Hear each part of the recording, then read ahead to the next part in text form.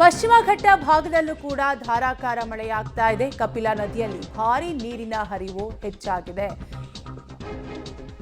ಬೆಳ್ತಂಗಡಿಯ ಶಿಶಿಲದ ಶಿಶಿಲೇಶ್ವರ ದೇವಸ್ಥಾನ ಕಂಪ್ಲೀಟ್ ಆಗಿ ಜಲಾವೃತವಾಗಿದೆ. ಮಳೆ ನೀರಿನಿಂದ ಕಪಿಲಾ ನದಿ ದಡದಲ್ಲಿರುವ ಶಿಶಿಲೇಶ್ವರ ದೇವಸ್ಥಾನ ಜಲಾವೃತವಾಗಿದ್ದು, ಮತ್ಸ್ಯ ಕ್ಷೇತ್ರ ಎಂದೇ ಪ್ರಸಿದ್ಧಿ ಪಡೆದಿರುವ ಶಿಶಿಲ ದೇಗುಲ ಈಗ ಜಲಾವೃತವಾಗಿದೆ. ಮಳೆ ನೀರಿನಿಂದ ದೇವಸ್ಥಾನ ಸಂಪರ್ಕದ ಸೇತುವೆ ಕೂಡ ಮುಳುಗಡೆಯಾಗಿದೆ.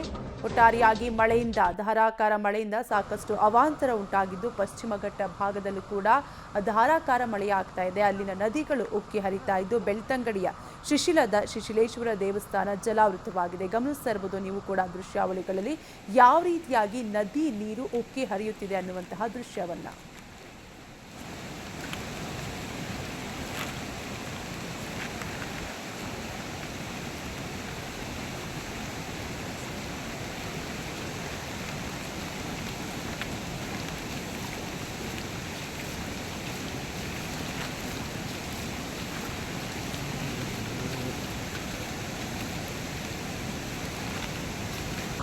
People.